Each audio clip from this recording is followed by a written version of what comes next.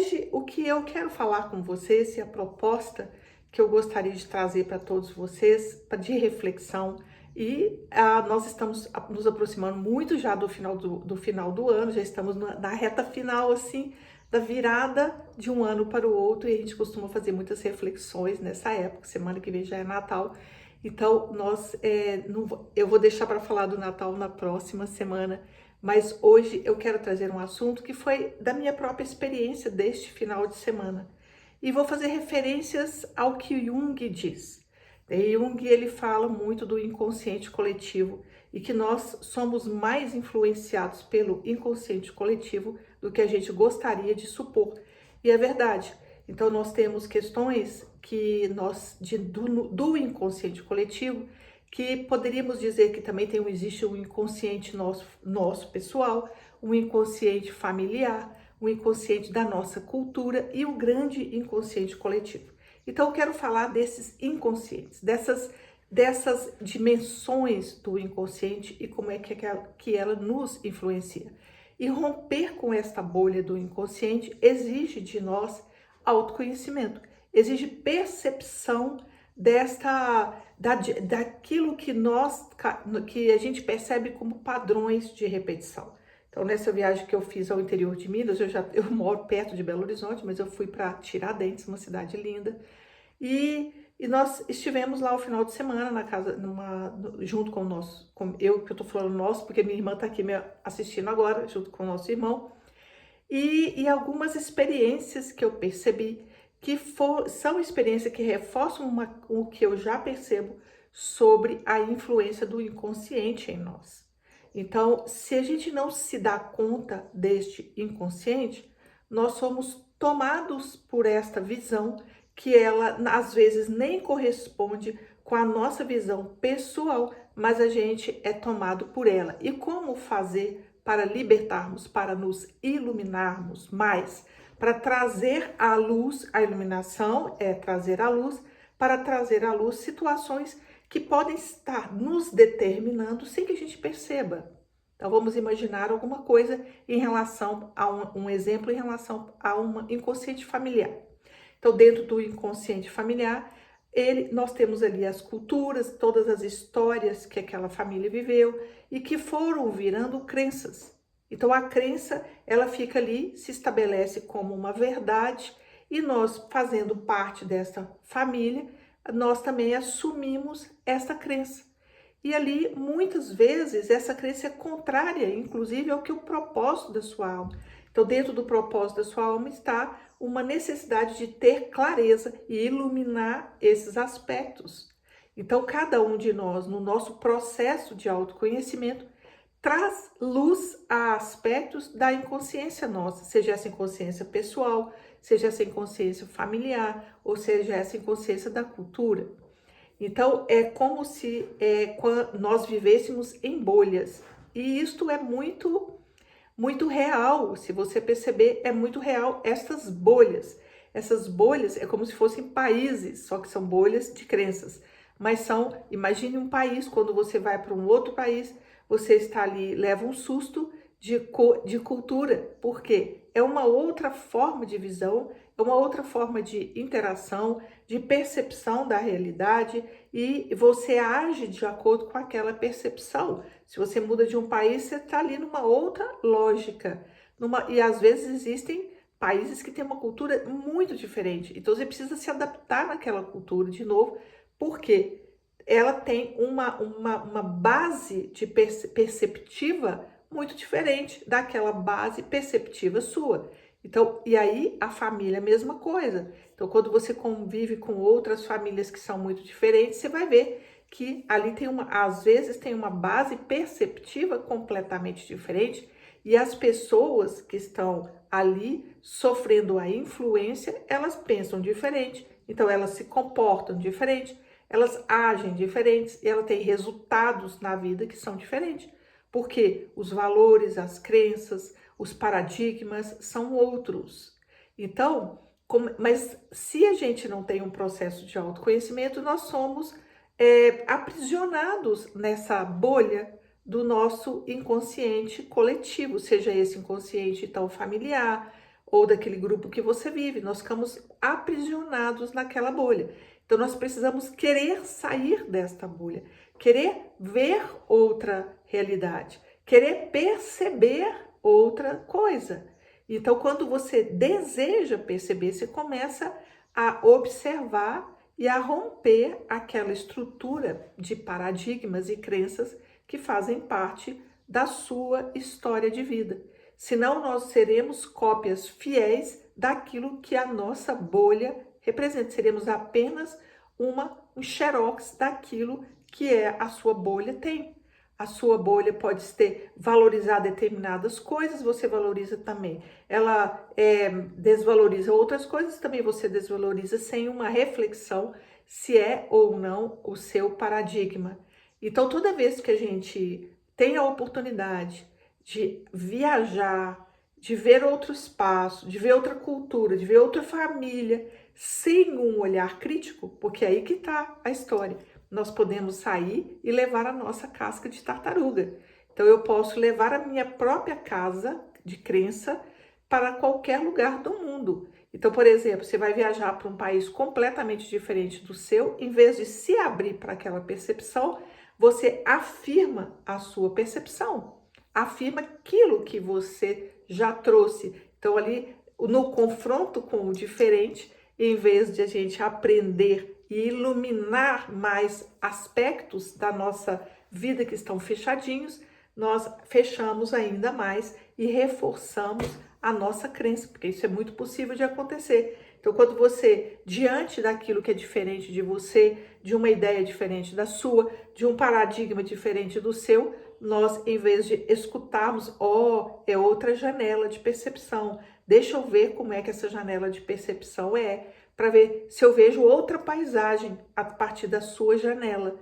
Aí nós falamos, não, a minha janela é melhor. Aqui na minha janela eu vejo essa árvore, eu vejo aquilo lá. Então a minha janela de percepção é melhor que a sua. Então nós aí perdemos uma oportunidade de aprender com a diversidade, com o olhar do outro, com nos deixarmos influenciar ou observar através de uma perspectiva que seja diferente da sua perspectiva, do seu olhar, da sua forma de pensar. E para isso eu queria dar um exemplo, porque aconteceu uma situação muito inusitada nessa viagem. Nós fomos num lugar de uma fazenda, comprar uns doces de uma fazenda, porque o nosso irmão e a minha cunhada, ela nos levou nesses lugares que ela conhece todo lá. Então, uma cidade bem mineira, com aquela cultura de roça, de fazenda. Então, nós fomos comprar doces numa roça lá, de uma pessoa famosa lá, que faz quitandas e faz biscoitos e etc. Então, na hora que a gente foi, e aquela vida simples, aquela maneira totalmente diferente do que a gente do que eu estou acostumada, que é uma pessoa de fato de cidade está acostumada, aquela abertura que essas pessoas simples têm. Elas têm uma abertura, eles têm uma gratidão, um carinho, uma capacidade de troca, de interação, que nós ficamos na cidade grande com muito medo uns dos outros, então nos fechamos muito. E ali tinha uma passagem assim de carro, então a gente estava lá comprando e chega uma jovem, uma menina novinha com um carro, e ela para justamente o carro na passagem, não tinha jeito de passar. Quando nós fomos embora, tinha um carro lá parado na estrada. Não era na casa dela, dentro da casa dela, era na estrada. Próximo da casa dela, estava na estrada. Eu falei, gente, o carro vazio, não tinha ninguém lá dentro, a gente não conseguia passar. Eu buzinando. Aí a menina aparece lá, assim, rindo, sorrindo, assim. Ai, gente, falando igual mineiro, né? Uai, gente, eu deixei o carro aqui aberto com a chave. Imaginei que a pessoa fosse tirar o carro e passar se precisasse. E aí, como nós começamos a rir, porque é um paradigma completamente diferente.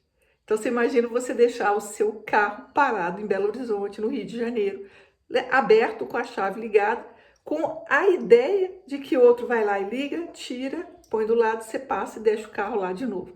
Ou seja, dentro desta visão e desse paradigma, não tinha medo, não tinha uma desconfiança da intenção do outro, não tinha, era uma pureza ali, tinha uma pureza. Não, mas é óbvio, é um óbvio de que você vai tirar o carro, colocar lá e vai deixar ele lá. Não tinha outra visão. Então aquilo foi tão inusitado para mim e me fez refletir sobre bolhas, sobre estas bolhas de crenças e essas bolhas perceptivas que nos colocam sempre no mesmo lugar de percepção, que nos colocam sempre ali naquilo que a gente já traz de pré-conceito. Então, todos nós, inclusive essa menina, porque se ela fosse parar lá no Rio de Janeiro com esse mesmo pensamento, ela também vai ter que rever. Mas como é que nós podemos abrir a nossa bolha para que a gente não seja uma cópia xerox da crença que foram, daquelas crenças que você aprendeu na sua vida, com a sua família, com a sua cultura. Então, quando a gente repete demais essas crenças, a gente repete também os sucessos e os insucessos daquela visão que você teve.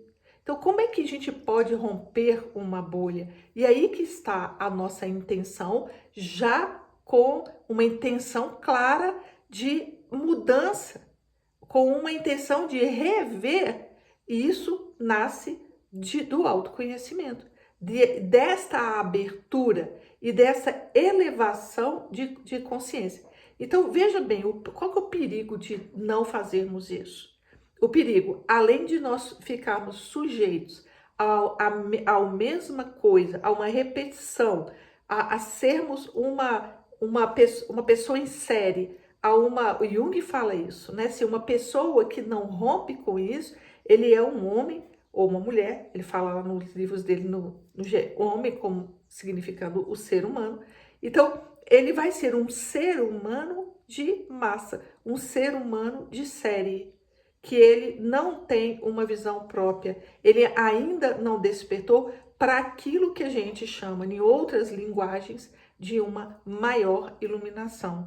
E é interessante porque hoje eu tirei uma carta aqui para falar com vocês, já estava com vontade de falar sobre isso, e eu ganhei ontem um baralho do Ganesha, que é o deus hindu da sabedoria. Aqui ganhei de presente de uma aluna minha que mandou lá dos Estados Unidos esse baralho do Ganesha, e eu tirei justamente a carta da iluminação, aqui hoje, Enlightenment, da iluminação. Então, essa iluminação, ela pode ser, quando se fala iluminação, imagina um quarto que está escuro e você ilumina. Ele traz aspectos que estavam escondidos, que traz aspectos que você não tinha consciência, que você não percebia. Então, a iluminação te possibilita ver além daquilo que você já estava vendo antes, daquela fresta de percepção perceptiva, daquela janela perceptiva que você tinha antes. Você amplia a possibilidade de enxergar. E isto é muito importante para o nosso crescimento pessoal e, inclusive, para a mudança de uma sociedade. Uma mudança de uma sociedade, ela vem na medida em que cada um daqueles seres que compõem essa sociedade, ele começa a abrir a sua percepção, a ampliar a sua visão, a modificar as suas crenças. Então, ou seja, em outras palavras, sair do inconsciente, do determinismo do nosso inconsciente coletivo. Senão a gente vai viver um determinismo. Ele é assim que eu aprendi, eu não abro, então eu vivo e transmito isso desta maneira. Então, é muito importante que a gente rompa bolhas perceptivas. Rompa bolhas perceptivas. Queira romper bolhas perceptivas. E se você tem essa abertura e essa vontade de romper essas bolhas perceptivas, o dia todo, durante toda a nossa vida, nós temos essa oportunidade. Porque o tempo inteiro a gente está lidando com diversidade, com outras visões e com outras situações, inclusive com as nossas frustrações e tudo mais. Nesse sentido, o tabuleiro do Mahalila e o jogo do Mahalila nos ajuda muito, porque ele mostra justamente o campo que te influencia. Então, quando a gente joga o Mahalila, nós vamos perceber o campo inconsciente que nos influencia. E como é que a gente caminha neste campo de influências, neste campo que você nasce com ele, que você está sujeito a ele, nesse campo inconsciente. Então, quando a gente começa a se perceber naquele jogo, caindo em determinadas serpentes, ou o jogo passando por determinadas casas ou flechas, nós vamos nos dando conta desse modus operandi nosso, desse jeito nosso de lidar com aquelas situações que o tempo inteiro estão ali conosco. Então ali a gente começa a se dar conta que a gente está repetindo muitas vezes padrões inconscientes, que na maioria das vezes, então assim, essa é uma tarefa que serve para uma vida toda, porque o inconsciente, ele é maior, enquanto a gente não tiver um alto grau de iluminação, o inconsciente é muito grande. Ele é um mar de coisas que você não conhece. Então você conhece uma parte dessa realidade. Então a gente precisa entender a parte do inconsciente que está atuando na nossa vida em determinados momentos da nossa vida, épocas da nossa vida, e que está nos influenciando.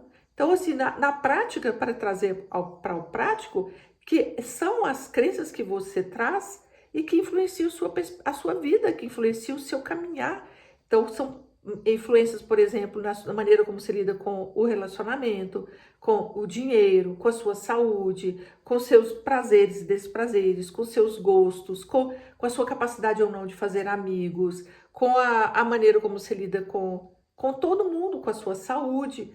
Como é que nós, na nossa vida, agimos de forma independente, ou seja, mais individualizada, mais de acordo com aquilo que você verdadeiramente sente ou pensa, ou quanto é que dentro da nossa vida a gente move com o motor antigo, o motor das crenças do nosso grupo, das crenças da nossa família, das crenças que vem ali atuando em nós. E tem uma serpente muito específica para isso lá no Mahalila, que é a serpente das más companhias, que vão falar não de uma pessoa que é uma má companhia exatamente, mas do quanto que nós somos influenciados por esta visão, por essa sensação dessa força coletiva que nos movimenta, dessa força que pode ser da sua família, que pode ser do seu grupo de amigos, que pode ser da sua cultura, de que é. Então você consegue perceber isso? Você consegue perceber que você age igualzinho a sua família, ou igualzinho os seus amigos, ou igualzinho o grupo de pessoas que estão ali ao seu redor e que te influenciam? Você consegue perceber isso? Porque quando a gente começa a perceber, ali começa também uma porta, é um caminho de iluminação, um caminho onde você começa a se dar conta e tomar consciência das forças que te influenciam. Então você vai ter mais liberdade para dizer, não, isso não corresponde ao que de fato eu penso. Então, observem o que precisa ser deixado para trás, que você já está num outro momento, que você já viveu aquela história, que aquela não te corresponde mais, e abra-se. E esse processo não é fácil, porque exige mesmo uma vontade pessoal, um alinhamento com a sua alma, uma determinação para observar, para olhar de verdade aquilo que verdadeiramente te corresponde. Mas é muito importante que a gente faça isso. É muito importante. Se você quer sair deste lugar de rebanho, se você quer sair do lugar de rebanho, se a gente aprende a sair desse lugar de rebanho, a gente fica menos suscetível a ser rebanho de outras fazendas, gente. Porque uma coisa é você ser rebanho da sua família, que você nasceu, que você foi criado ali, ou dos seus amigos. Agora, hoje a gente corre o risco de ser rebanho de fazendas aleatórias. O que significa isso? De ser vítima de influência, por exemplo, de uma internet que não tem relação nenhuma com você, porque a sua família tem relação com você. No mínimo, por pior que ela seja, ela te deu a vida.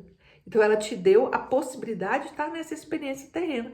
Então, nós vamos ter pessoas que tiveram famílias muito desestruturadas, que falam, não deu, essa família não me deu nada. Não, ela te deu no mínimo, e isso é muito a vida, a possibilidade de estar aqui. Então, a família te trouxe isso, seus amigos têm alguma relação com você. Agora, você ser rebanho de influências aleatórias, de influências, de uma cultura de venda, que é como se você fosse agora, você é afiliado de uma empresa qualquer, só para eu consumir mais. Então, você ser rebanho de família, de seu amigo e tal, ainda tem ganhos. Agora, você ser rebanho aleatório, sabe nem quem é seu dono, digamos assim, né? Não sabe nem que fazenda é essa que você tá ali, ali sendo meio gado. Não, isso aí é inadmissível, mas quando a gente não consegue perceber que nós temos essas influências, que as nossas janelas perceptivas, elas são influenciadas pela nossa família, pela nossa cultura, e quando você começa a ficar atento, para não ser rebanho aleatório. Não faz sentido, né, você ser rebanho aleatório. Então imagina que eu vejo aqui uns gados aqui, eu sei de quem são aqueles gados que estão ali. Sempre tem um boiadeiro ali levando os gados para a direita ou para a esquerda, para eles pastarem ali ou pastarem ali. Então, mas eu olho para aqueles gados e falo, é daquela fazenda. Beleza, agora você vai ser, ninguém sabe de que fazenda você é um rebanho aleatório, chega lá um vaqueiro qualquer da internet e vamos para cá, rebanho, vamos para lá, rebanho, volta para cá, rebanho, volta para lá, rebanho. Prende você, dá comida, não dá comida, não tem um cuidado, não tem uma relação com você de jeito nenhum, só tem uma relação de coisificação. Então aí nós estamos muito perdidos, né não, gente? Mas a gente corre esse risco. Nós corremos esse risco de sermos esses rebanhos quaisquer, rebanhos de não sei quem, sabe de qual vaqueiro que está comandando a gente. Então fiquem atentos, porque nós estamos numa época que isto é perigoso, e eu tenho falado disso repetidas vezes, de diversas maneiras, do grande risco de nós não nos darmos conta, de qual influência que você está permitindo que entre na sua vida. Então, nós estamos na época da inteligência artificial. Então, assim, ela tem todos os seus mecanismos. Se você não ficar atento, você vira rebanho. Você vira rebanho facilmente, rapidamente, inclusive. Então, nós precisamos nos dar conta, começar pelas influências daquelas que a gente recebe de família mesmo, as primeiras influências, começar um processo de autoconhecimento que envolve como eu me sinto. Autoconhecimento é sempre assim. Como eu me sinto diante dessa situação, isso corresponde ou não ao meu coração e ao meu propósito de alma. Essas são as perguntas que podem nos salvar. Essas perguntas podem nos salvar. Isso corresponde àquilo que eu de fato acredito? É este o lugar que você precisa estar. Este é o lugar que nós todos precisamos estar, porque este é o lugar que pode nos salvar de caminhos errados, de caminhos completamente errados. Quando você vê, você bateu com a cabeça numa parede, ou caiu no precipício, ou caiu no abismo, porque não desenvolveu uma habilidade desde pequeno de isto me corresponde ou não me corresponde. Isto é o que é minha alma, isso é da minha família, isso é meu. Isto é o que corresponde à minha alma ou não. Isso ali é do meu colega, não é meu. Isso ali é do meu chefe, não é meu. Isso ali é dessa propaganda, não é meu. Então, a gente começa a aprender a desenvolver discriminação e sabedoria, que é numa rali, numa flecha. Discriminar é o Dharma da nossa era, é a salvação da nossa era. É o escudo que vai proteger você nessa época de tantas e tantas influências que nós sofremos, bombardeados por influências o tempo inteiro. Então, quer desenvolver uma habilidade necessária? Quer desenvolver essa sabedoria e habilidade para discriminar o que é certo e o que é errado, o que é seu e o que não é seu, o que te corresponde e o que não te corresponde.